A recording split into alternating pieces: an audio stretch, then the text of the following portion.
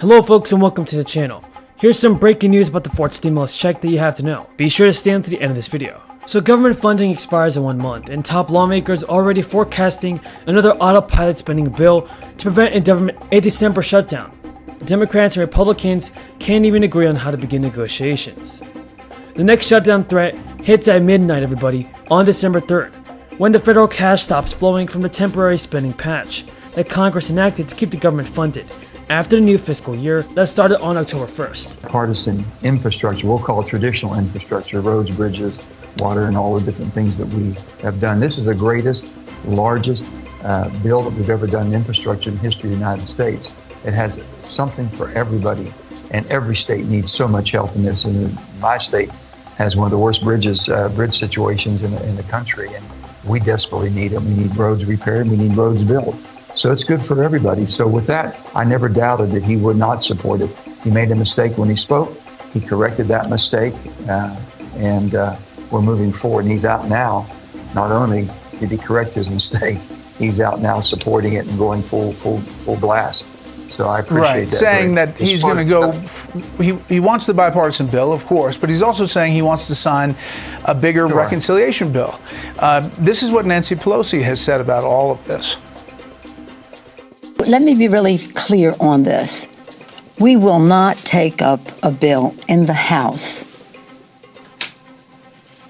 until the Senate passes the bipartisan bill and a reconciliation bill.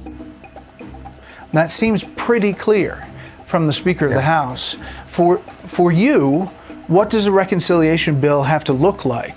And are you alone in what you're thinking about it?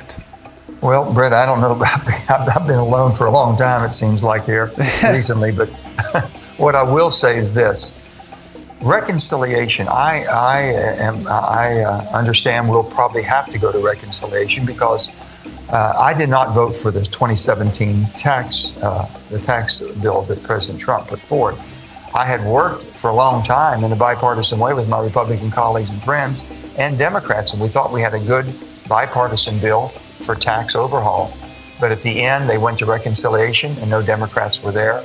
And I thought it was weighted too much to the high-end earners, if you will. Another debt cliff is also expected as soon as next month, since the Treasury Department already exhausted the $480 billion in extra borrowing power that Congress granted 3 weeks ago. While the pressure is on to clinch deals on funding the government and adjusting the debt limit before early December, the energy in Congress is sapped by bigger spending fights, as Democrats labor to pass Biden's social policy package and the infrastructure bill. Steny Hoyer said that Democrats must finish work on Biden's spending package and the Senate-passed bill before the party can devote its attention to annual government funding. Democrats still say that they aren't planning to lift the debt ceiling by using the reconciliation process. And everybody, other hard deadlines could complicate the December timeline. Congress must pass legislation to fund the government by December 3rd or face a shutdown. Lawmakers also need to raise debt limits. Infrastructure legislation provides about $550 billion in new spending, for a total of more than $1 trillion. In projects from roads to public transit to rural broadband, it was co-authored by Manchin and Sinema and became a top legislative priority. Despite progressives' biggest fears, centrist Democrats have plenty to like in the bill. Manchin has lavished praise on universal pre-K and childcare funding, and Sinema has championed the climate change measures. So the White House also plans a signing ceremony for the infrastructure bill. Do you think it could get done, everybody? Do you believe that President Biden is doing a good job in sending out the fourth stimulus check before the end of the year? Tell me in the comments down below. Your pledge to them, because that is our most sacred responsibility as Americans on this Veterans Day and every day.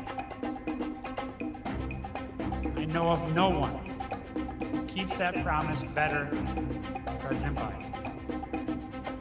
As a senator, as vice president, now as president, and as a surviving father of an Iraq war veteran, President Biden has dedicated so much of his life to serving those who have served us.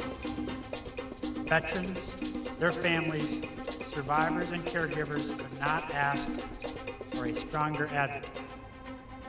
And so, without further ado, it is my great personal and professional honor to present to you our Commander-in-Chief, President of the United States of America, Joe Biden.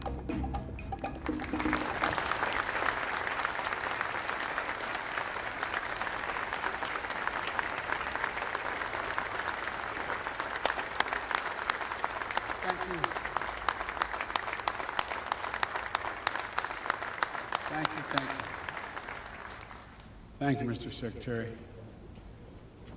Folks,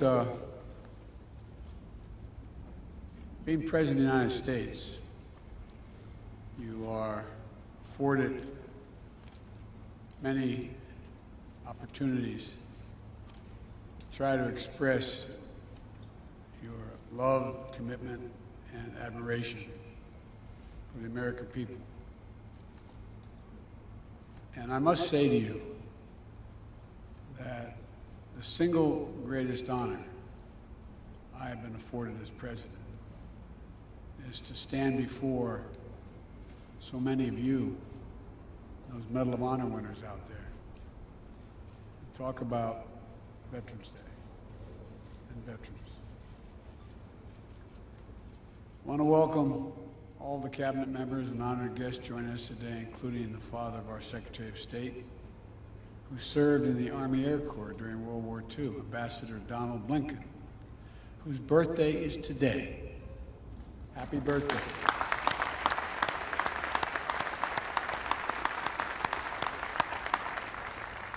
Thank you for your service to our country.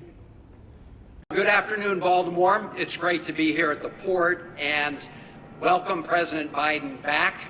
And we want to welcome him back all the time. And we look forward, Mr. President, to your future visits as well.